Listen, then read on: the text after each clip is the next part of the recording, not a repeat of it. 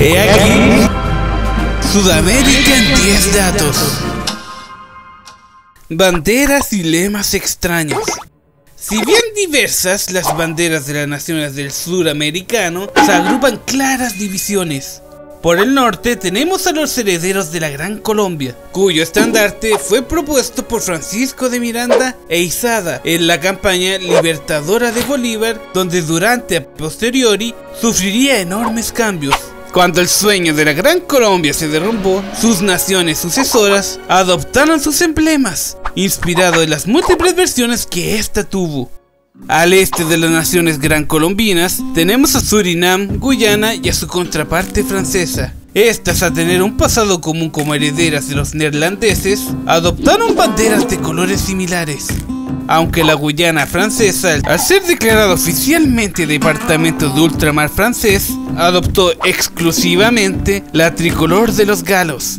Aunque formaron una breve confederación, las banderas de Perú y Bolivia difieren en casi su totalidad. A pesar de que entre las múltiples versiones que éstas poseyeron se encuentran similitudes notables, quizás esto le resulte extraño a un foráneo, pues fueron 3 los estados que conformaron la confederación. Además de Bolivia, está el estado norperuano y el estado surperuano, cuya bandera tiene el conocido Sol de Mayo. Justamente este sol es el símbolo que comparten las repúblicas de Argentina y Uruguay, las naciones cuyo destino está entrelazado. Comparten a la representación del dios del sol inca, Inti.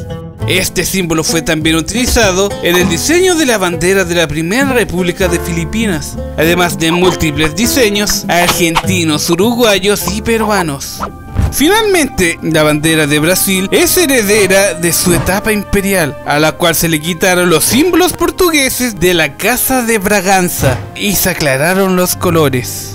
Mientras que la bandera paraguaya tiene un diseño en el anverso donde muestra 2 ramas de palma y una estrella, mientras que en el reverso tiene un león con un gorro frigio, un símbolo antiguo, pero que fue adoptado para representar la libertad de la Revolución Francesa.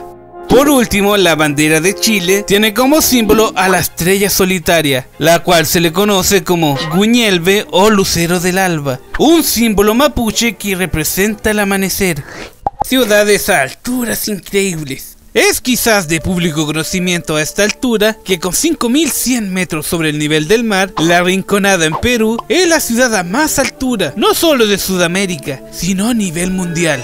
Pero si bien se sabe que La Rinconada se erige en torno a la minería del oro, ¿a qué se debe que tantas ciudades de grandes proporciones como Cusco, La Paz y Potosí se encuentran a tremendas alturas?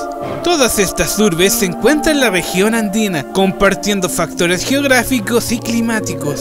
Debido a que la topografía montañosa y los valles angostos crearon condiciones difíciles para la agricultura, estos pueblos desarrollaron sistemas de terraza y canales de irrigación para cultivar alimentos en las laderas de las montañas. Esto le proporcionó una defensa natural, lo que permitió sobrevivir por un periodo más prolongado y en mejores condiciones.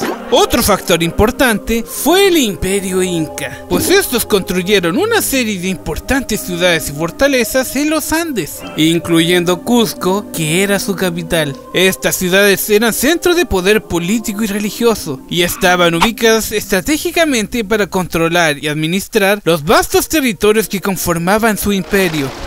Sudamérica, la Primera Guerra Mundial. La Gran Guerra, el conflicto que cambió todo, también tuvo como extras y uno que otro factor de reparto a las naciones sudamericanas. Uruguay, Chile y sobre todo Argentina desempeñaron un papel fundamental en la exportación de suministros a las naciones beligerantes, sobre todo a los británicos, franceses y estadounidenses. Todo esto permitió, sobre todo a Argentina y Uruguay, vivir una breve edad de oro, mientras que Brasil fue el único país sudamericano que envió tropas al frente de batalla con un contingente de cerca de 2000 soldados para luchar en Francia.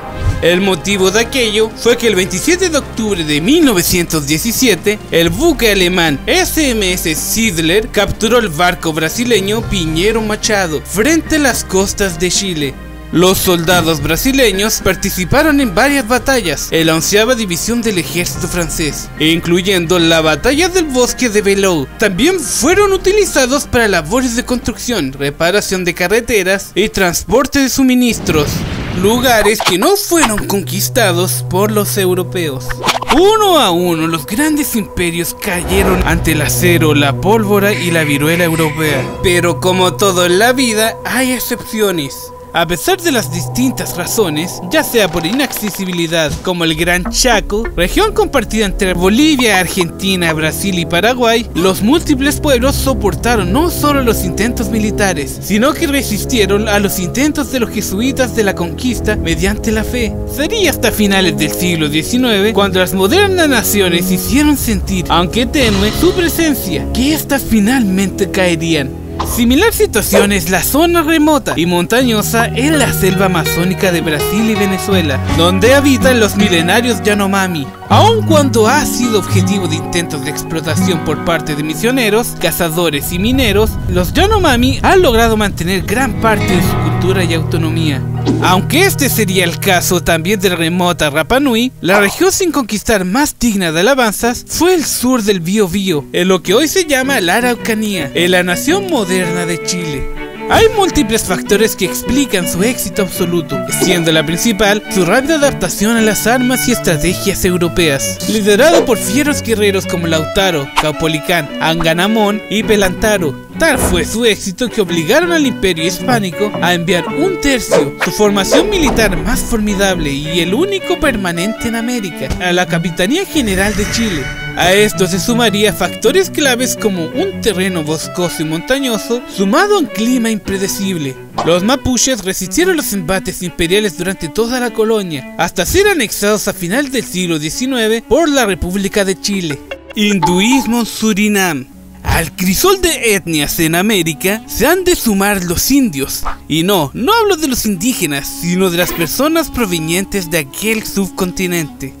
Esta inusual presencia se remonta a la época de colonización por parte de los Países Bajos, pues en el siglo XIX importaron mano de obra para trabajar en sus lucrativas plantaciones de azúcar, provenientes de diferentes regiones y con culturas variadas. Se estima que entre 1873 a 1916 llegaron alrededor de 34.000. Aun cuando el boom del azúcar mermase, muchos decidieron quedarse, mezclado con los locales, lo que ha llevado hacia nuestros tiempos que aquellos que se identifican de alguna manera como indios llegue hasta el 27% de la población total de Surinam, naciones que se hundirán si sube el mar. Ante la inevitable catástrofe que trae y traerá la crisis climática y la subsecuente subida del nivel del mar por el derretimiento de las grandes reservas de los glaciares, surge la incógnita: ¿qué naciones sudamericanas serían las más perjudicadas? Aunque olvidadas por las otras naciones, serían las vecinas Guyana y Surinam las que se verían más afectadas, pues además de tener sus ciudades más pobladas situadas en la costa del Atlántico, grandes zonas se encuentran bajo el nivel del mar y la espesura de la selva amazónica a sus espaldas hace difícil una reubicación. Otras naciones que también serán muy afectadas son Uruguay, Perú y Ecuador. Aun cuando tengan factores distintos, todos comparten la concentración de grandes poblaciones en zonas costeras de baja altitud. Aunque para sorpresa de muchos que pensaban en la larga y angosta faja, Chile, al contar con un resguardo de la cordillera de la costa, sería afectado solo levemente. Animales y lugares únicos. Si hay algo en lo que Sudamérica es el indiscutible monarca a nivel mundial, es la biodiversidad, pues siempre encabezando las listas aparecen naciones como Brasil, Colombia, Perú o Ecuador. Esto no solo se debe al microcosmo biológico que es el Amazonas, el verdadero pulmón del mundo, sino a su increíble variedad de climas, desde el inhóspito desierto de Atacama, cuyos ocasionales oasis albergan a los majestuosos flamencos, a una increíble variedad de insectos y a pequeños mamíferos como las vizcachas, siguiendo por la cordillera que roza el sol, los Andes, donde habita el majestuoso cóndor, el sigiloso puma y sobre todo la llama, quien entrega grandes beneficios a la humanidad. No se puede dejar de mencionar las Islas Galápagos, las cuales poseen diversos e increíbles especímenes, pero cuya mayor representante son las llamadas tortugas de las Galápagos, las cuales agrupan a 15 especies distintas. Es también en esta región del planeta, después de la Antártida, donde se encuentran los pingüinos en mayor número y diversidad de formas. Por último, la lista de especies endémicas es aún mayor, aunque resumidamente contiene los siguientes especímenes: el capibara, la vicuña, el tapir, el mono aullador, el armadillo y los guanacos, entre otros. Inventos sudamericanos. Aunque siempre menospreciada tanto por el público, las empresas y los distintos gobiernos, Sudamérica ha visto en sus tierras a grandes inventores. Desde la breugrafía, la cual permitió radiografiar de forma simple y efectiva, disminuyendo los casos de tuberculosis en Brasil, hasta la hazaña colombiana del diseño de un marcapasos externo funcional. Mientras que Juan Bucetich, quien inmigró desde el Imperio Austrohúngaro hacia Argentina, creó el primer método eficaz de identificación mediante las huellas dactilares, dando cátedra de ella a nivel internacional. Mientras que la difícil geografía de Chile llevó a que en aquella nación se crease una fórmula matemática que permitió calcular de mejor manera la intensidad de los terremotos, renombrada en honor al creador, intensidad de Arias. Situación similar fue la del norte chileno, donde su aridez y falta de agua potable llevó a la invención de la atrapanieblas, una efectiva manera de recolectar agua. Sobresalientes también fueron las invenciones del peruano Pedro Paulet, quien a inicios del siglo XX fue pionero en la creación del motor cohete, dando un firme respaldo a la innovación hacia un viaje espacial. El símbolo de la injusticia que se ven sometidos los inventores en estos rincones alejados de los centros de poder es Robert Landell, cuyos avances en transmitir sonidos a larga distancia permitieron primero la invención de la radio y más tarde de la telefonía celular, sin siquiera recibir el reconocimiento posterior. Guerras más sangrientas. A pesar de los múltiples problemas con la delincuencia y el narcotráfico, Sudamérica puede decir aliviada que la guerra entre distintas naciones es hoy una posibilidad muy lejana. Aunque tras la independencia de los imperios ibéricos fueron constantes los desórdenes y las guerras civiles en prácticamente todas las naciones del continente.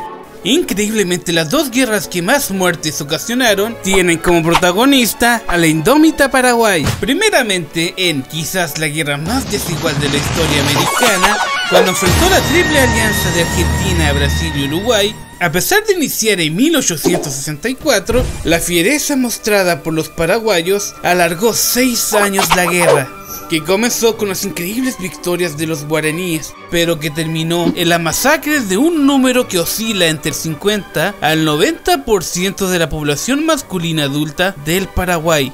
Finalmente, el conflicto terminó con cerca de 450.000 muertos entre todos los bandos, siendo los civiles paraguayos la mayor parte de las víctimas. La otra gran guerra, la del Chaco, se dio entre Paraguay y Bolivia por la soberanía del Chaco Boreal, aunque duraría cerca de 2 años y medio y terminaría con victorias de los guaraníes. Las bajas serían cerca de 140.000, dejando horribles cicatrices en ambos contendientes. Otras guerras como la del Pacífico ocasionaron bastantes daños. Su cantidad de muerte es diametralmente menor, aunque conflictos internos y guerras civiles se acercan bastante a los números bestiales de bajas que dejó la guerra de la Triple Alianza. Disputas territoriales pendientes. A pesar de pequeñas desavenencias entre Argentina y Chile por la difícil delimitación del campo hielo sur y la disputa entre Brasil y Paraguay sobre el uso del río Paraná, Sudamérica tiene la ventaja de poseer mapas claros, con una excepción notable: el Essequibo, reclamada por Venezuela a Guyana debido a un conflicto fronterizo que se remonta a la ocupación ilegal llevado a cabo por parte de los británicos en el siglo XIX, que transgredía un tratado firmado entre los Países Bajos, anteriores soberanos de Guyana, y España, donde se fijaba la frontera en el río Essequibo, pero el escaso poblamiento de la región llevó a que las incursiones británicas fueran cada vez mayores. Cuando finalmente decidieron resolverlo todo jurídicamente, los británicos presionaron para que los Estados Unidos actuaran como árbitro, los cuales, debido a su fuerte lazo comercial con los monárquicos, le dieron la razón.